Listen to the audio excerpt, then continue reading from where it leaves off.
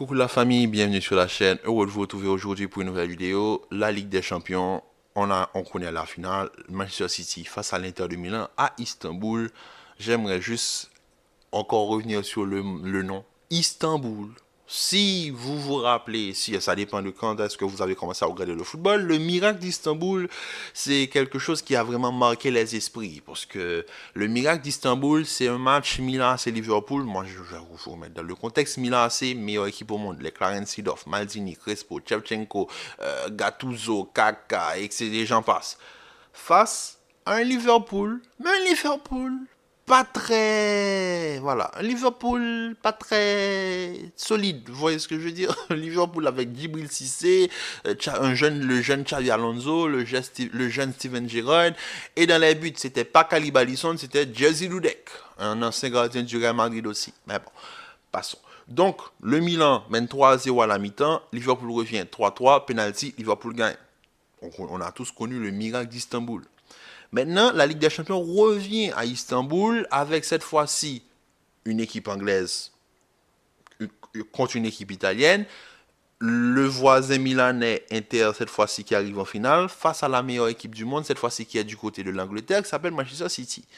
Déjà, je vais vous montrer une photo. Il y a ce fan qui s'est fait tatouer la Ligue des Champions pensant que City va faire le triplé. C'est possible. C'est possible. Mais moi, je vous dis, il ne faut pas prendre l'Inter pour des tocards, comme le dirait Stan. Il ne faut pas prendre l'Inter pour des imbéciles. Sur un match, c'est possible. City peut perdre. Parce qu'il faut comprendre que là, le cas de figure, il a vraiment changé. En 2005, 2005, ouais, 2005, c'est le Milan, l'équipe italienne, qui est la meilleure équipe au monde, face à une équipe anglaise qui est outsider. Là, on a l'équipe anglaise cette année. On a une équipe, 18 ans après, on a une équipe anglaise, la meilleure équipe au monde, face à l'outsider qui, cette fois-ci, est du côté de l'Italie. L'Inter, je les ai vus jouer. Ils sont pas faciles. Ils ont éliminé le Milan, ils ont éliminé Benfica. Et la manière dont l'Inter joue, sur un match, ils peuvent tuer City. L'impact qu'il y a au milieu de terrain, à les John Stones, Gundogan et De Bruyne, ils auront à faire. Parce que là, quand même, on a les Barella, Mkhitaryan et Çalhanoğlu, ça envoie. Ça envoie. Et aussi, il y a le facteur. Moi, je sais tous. Voilà, il y a aussi ce petit côté du football. Il y a le facteur croate. Il y a le facteur croate. Sachez que toute équipe qui remporte une Ligue des Champions sur les dernières années ont eu un joueur croate. Barcelone avec Rakitic, Chelsea avec Kovacic, le Bayern lors du Covid, il y avait Perisic, le Real Madrid, on a Luka Modric. Là, City, il n'y a pas de Croate. Il n'y a pas de Croate. C'est le Croate, c'est Brozovic. Il est du côté de l'Inter. Donc c'est juste pour vous dire que vous voyez, la Ligue des Champions, c'est cette petite histoire. Si l'Inter gagne, il faut donner tout le crédit à l'Inter. Parce que l'Inter, ils ne font pas une Ligue des Champions mémorable. Mais ils gagnent les matchs qu'il faut gagner. Et le Milan, le Benfica, ils les ont battus. C'est pas genre, ils ont pratiqué un non-football. Non, non, non, non, non, non, non, non. L'Inter a un football de transition rapide. Les côtés, Denzel Dumfries et Di Marco, ça va vite. Ça va vite. Et non seulement ça va vite en attaque, mais ça défend bien derrière. C'est-à-dire que quand ils font les replis, ce ne sont pas des rigolos. Les garçons, quand ils font les replis, ils vont te rentrer dedans. Donc, si les jeunes City pensent que c'est jouer le beau jeu, non, une finale, ça ne se joue pas. Une finale, ça se gagne. Les finales n'ont jamais été de grands matchs. Il y a rarement eu des finales où tu te dis, ah ouais, c'est mémorable. C'est pour ça que pour autant, le Real Madrid avec Cristiano et cheveux bouclés en 2016, 2016. Oui, 2016, la finale contre la Juventus, ça c'est une finale, on voit Mandzukic qui fait une reprise de volée, Cristiano va chercher le poteau, Buffon, etc. Il y a cette guerre là, c'était beau. Oui, ça c'est rarement, ça arrive très rarement. Rappelez-vous de Tottenham-Liverpool.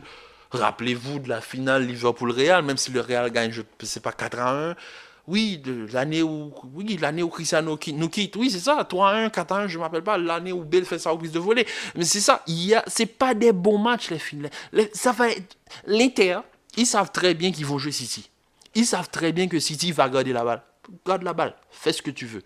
Mais fais attention, parce que City, ils ont ces petits moments aussi où ils sont trop confiants, surtout quand ils ont la balle, et ils laissent des espaces. Et c'est ces espaces-là que l'Inter va utiliser.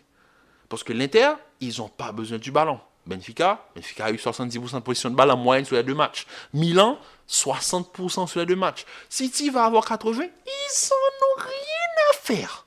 Tu peux garder la balle, faire dormir avec, même partir avec, faire ce que tu veux. Une finale, ça ne se joue pas.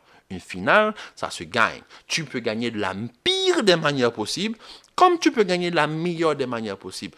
Et c'est rarement le beau football qui remporte les finales, malheureusement. Ça, c'est la triste réalité du monde du football. Parce que le football, certes, City, s'ils peuvent refaire la performance qu'ils ont fait face au Real au match retour, ça se joue. C'est possible. Mais la performance qu'ils ont fait face au Real au match retour, c'est pas la même chose. Pourquoi?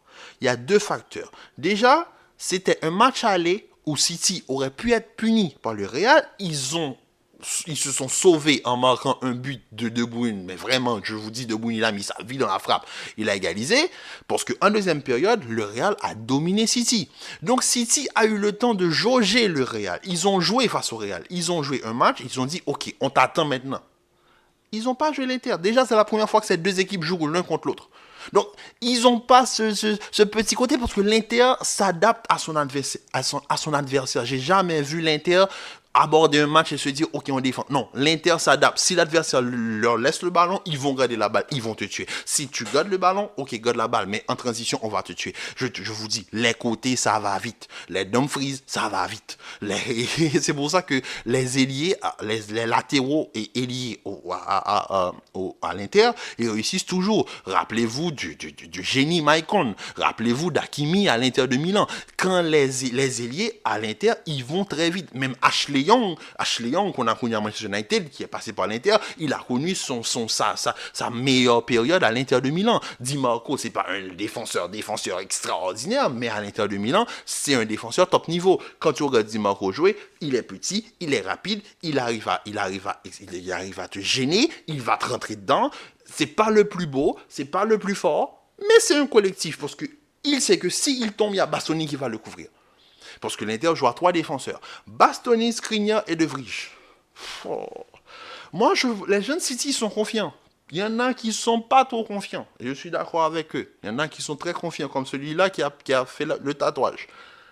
L'Inter, il faut en avoir peur. Je dis ça, je dis rien.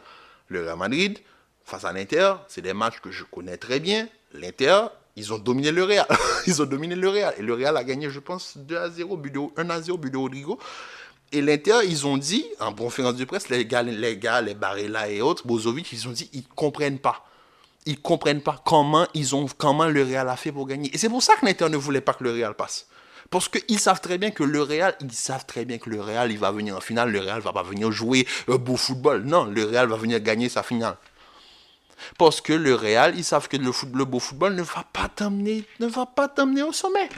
Il faut savoir sacrifier le beau football pour pouvoir gagner une finale. Ils vont le faire. Et l'Inter, ils vont le faire. Déjà, ils ont rarement pratiqué un beau football, l'Inter de Milan. Rarement. L'Inter, ça a toujours été une équipe de guerriers.